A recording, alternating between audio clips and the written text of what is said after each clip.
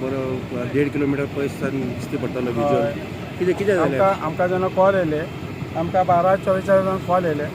कळ्ळें कॉल येवन पळयता जाल्यार हांगा तुमचे सगळे हांगा उजो भरपूर पेट्टालो कळ्ळें तुका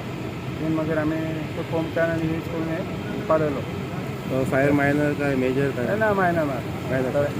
मेजर काय तशें काय ना